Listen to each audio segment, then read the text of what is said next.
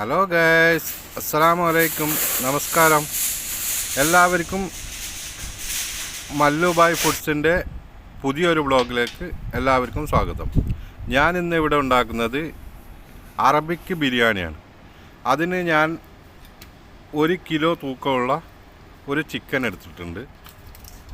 അത് 12 പീസായിട്ട് ഇതുപോലെ തൊലിയൊക്കെ ഒഴിവാക്കി 12 പീസായിട്ട് കട്ട് ചെയ്തിട്ടുണ്ട്. അത് വാഷ് ചെയ്ത് അത് ഫ്രൈ ചെയ്യാൻ വേണ്ടിക്കായിട്ട് ആവശ്യത്തിനുള്ള ഉപ്പും 1 ടീസ്പൂണ് മഞ്ഞളിൻ്റെ പൊടിയും 2 ടീസ്പൂണ് മുളകിൻ്റെ പൊടിയും ഇട്ടിട്ട് ഒന്ന് കൈ കൊണ്ട് നല്ല ശരിക്കൊന്ന് മിക്സ് ചെയ്തിട്ട് ഒന്ന് മാഗ്നറ്റ് ചെയ്തിട്ട് കുറച്ച് നേരത്തേക്ക് വെച്ചിട്ടുണ്ട്. ഈ സമയം കൊണ്ട് നമുക്ക് ഉള്ളി ഒന്ന് ഫ്രൈ ചെയ്തെടുക്കാം. അതിനായി ഞാൻ കുറച്ച് എണ്ണ ചൂടാക്കാൻ വെച്ചിട്ടുണ്ട്. ആ എണ്ണയിലേക്ക് ഒരു 200 ഗ്രാം ഉള്ളി നമ്മൾ ഇതുപോലെ ഗോൾഡൻ റെഡ് കളർ ആകുന്നത് വരെ നമ്മളൊന്ന് ഫ്രൈ ചെയ്തിട്ട് അതിങ്ങനെ കോരിയെടുക്കുക. ഒരു അരിപ്പയിലേക്ക് എടുത്തിട്ട് അതിൻ്റെ എണ്ണയൊക്കെ ഒന്ന് ഒഴിവാക്കിയതിന് ശേഷം അതേ എണ്ണയിലേക്ക് തന്നെ നമ്മൾ അണ്ടിപ്പരിപ്പും മുന്തിരിയും കൂടെ, ബദാം ഉണ്ടെങ്കിൽ ബദാമൊക്കെ ഇടാം. അപ്പോൾ ഞാനിവിടെ ബദാം ചെറുതായി സ്ലൈസായി വെട്ടിയത്, മുന്തിരിയാണ് ഇട്ടിരിക്കുന്നത്. നിങ്ങൾക്ക് അണ്ടിപ്പരിപ്പുണ്ടെങ്കിൽ അണ്ടിപ്പരിപ്പ് ഇടാവുന്നതാണ്. അപ്പോൾ അതും ഇതുപോലെ ഒന്ന് എണ്ണയിലിട്ടിട്ട് അതേ എണ്ണയിൽ തന്നെ ഇട്ടിട്ട് ഒന്ന് കോരിയെടുത്തതിന് ശേഷം നമ്മൾ ഒരു ടിഷ്യൂ പേപ്പറിൽ ഒന്ന് ഡ്രൈ ചെയ്യാനിടുക. അതേ എണ്ണയിൽ തന്നെ നമ്മൾ ചിക്കൻ മാഗ്നേറ്റ് ചെയ്തത് അത് 2 വശം ഒന്ന് റെഡാകുന്നവരെ, അധികം ക്രിസ്പി ആവേണ്ട, ഒരു 80% വേവാകുന്ന സമയത്ത് നമ്മൾ അതും കൂടെ എടുത്ത് മാറ്റിയിടുക. അതിനുശേഷം നമ്മൾ വലിയൊരു പാത്രം തന്നെ എടുത്തിട്ട് അതിലേക്കൊരു 3 കുറച്ച് എണ്ണ ഒഴിച്ചിട്ട് നമ്മൾ ആദ്യം വെട്ടി വെച്ച ഉള്ളിൻ്റെ ബാലൻസ് നമ്മൾ എടുത്തിട്ട് അതിലേക്കിടുക. അതുപോലെ തന്നെ ഇഞ്ചി, വെളുത്തുള്ളി, പച്ചമുളക് 3 കൂടി ഒന്നിച്ച് നമ്മൾ ജ്യൂസ് മിക്സിൻ്റെ ജാറിലിട്ടിട്ട് കുറച്ച് വെള്ളം ചേർക്കുന്നതിന് കുഴപ്പമൊന്നുമില്ല, ഇട്ടൊന്ന് അരച്ചതിന് ശേഷം ഈ ഉള്ളിയിലേക്ക് തന്നെ പാരുക. ഒരു പച്ച ചുവപ്പ് പോയാൽ മതി. അപ്പോൾ അതിലേക്ക് നമ്മളൊരു 300 ഗ്രാം തക്കാളിയും കൂടി ആഡ് ചെയ്തിട്ടുണ്ട്.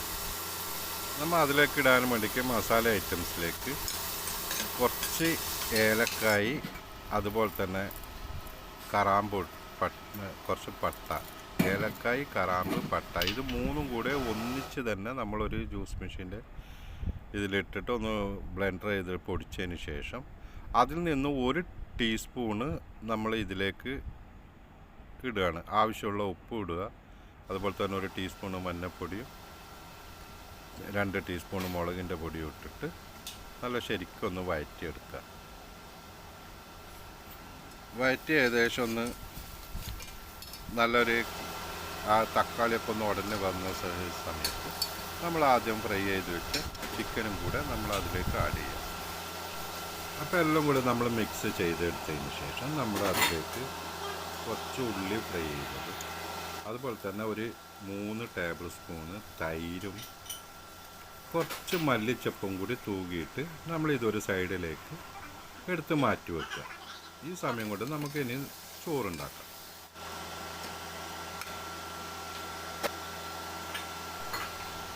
അപ്പം നമ്മൾ അതിലേക്കുള്ള റൈസ് റെഡിയാക്കാൻ വേണ്ടിക്ക് ഞാനിവിടെ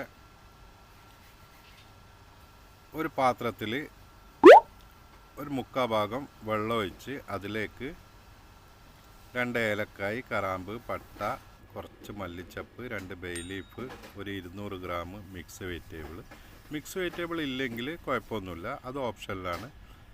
അതിന് ബദൽ ഒരു ക്യാരറ്റൊക്കെ റൗണ്ടായിട്ട് മുറിച്ചിട്ട് ഇട്ടാൽ മതി, ഒന്ന് കളർഫുൾ ആവാൻ വേണ്ടിയിട്ടാണ്. അതിൽ കുറച്ച് എണ്ണയും കൂടി, ഒരു 25 ഗ്രാം എണ്ണയും കൂടി പാർന്ന് നമ്മൾ ആദ്യം കുതിർത്തി വെച്ച 1 കിലോ ബാസ്മതി റൈസ് ഈ വെള്ളത്തിലേക്ക് തന്നെ നമ്മൾ ആഡ് ചെയ്യാണ്. നമുക്കൊന്ന് അരി ഒന്ന് വേവുന്നവരെ ഒന്ന് വെയിറ്റ് ചെയ്യാം. അപ്പം നമ്മൾ ചോറ്റിനേക്ക് ആവശ്യമായ ഉപ്പും കൂടെ ഇട്ട് ഒന്ന് ഇളക്കിയതിന് ശേഷം നമ്മളിനി വേവുന്നവരെ വെയിറ്റ് ചെയ്യാം.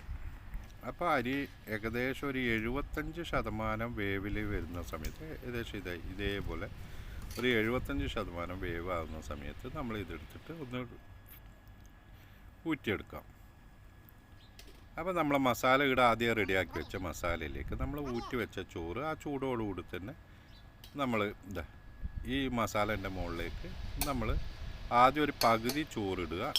അതിലേക്ക് കുറച്ച് ക്യൂബിബിൻ്റെ നല്ല എന്തെങ്കിലും ക്യൂബിബിയോ RKGയോ ഡാൽഡയോ ഏതാണ് നമ്മൾ വീട്ടിൽ ഉപയോഗിക്കുന്നതെന്ന് വെച്ചാൽ നല്ല ഒരു കുറച്ച് എണ്ണ, അതുപോലെ തന്നെ മല്ലിച്ചപ്പ്, കുറച്ച് പൊരിച്ച് വെച്ച ഉള്ളി, ഇതൊക്കെ കുറച്ച് റോസ് വാട്ടറും കൂടെ നമ്മൾ ഇതിലേക്ക് ആഡ് ചെയ്ത് ആദ്യം പൊടിച്ചു വെച്ചിരിക്കുന്ന മസാലയിൽ നിന്ന് ഒരു 1/4 ടീസ്പൂൺ മസാലയും കൂടി ഒന്ന് സ്മെല്ലിന് വേണ്ടിക്ക് ഒന്ന് അതിൻ്റെ മുകളിൽ തൂക്കി ബാലൻസ് വന്ന് ബാക്കി പകുതി ചോറ് അതിൻ്റെ മുകളിലേക്ക് ഒരു ലെയറും കൂടി നമ്മൾ അതിലേക്ക് ഇട്ട് കൊടുത്ത് ഈ ആദ്യം ചെയ്ത് ഇതേ പ്രോസസ്സ് തന്നെ ഒന്നും കൂടി ചെയ്യുക.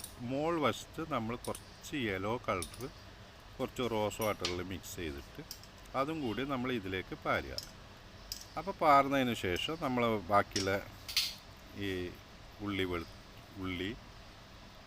ഫ്രൈ ചെയ്തിരിക്കുന്ന ഉള്ളിയും കുറച്ച് മസാലയും അത് മല്ലിച്ചപ്പും പുതിന ഉണ്ടെങ്കിൽ പുതിനയൊക്കെ ഇടാം. മല്ലിച്ചപ്പും പുതിനയൊക്കെ നമ്മൾ ഇതിലേക്കൊന്ന് അതിൻ്റെ മുകൾ വശത്തേക്ക് നമ്മളൊന്ന് ഗാർണിഷ് ചെയ്തിട്ട് ഇതൊരു 20 മിനിറ്റ് നേരം നമ്മളൊരു അലൂമിനിയം ഫോയിലിട്ടിട്ട് നല്ല ശരിക്കൊന്ന് കവർ ചെയ്ത് നമ്മളൊരു 20 മിനിറ്റ് നേരം നമ്മളിത് വെക്കുകയാണ്.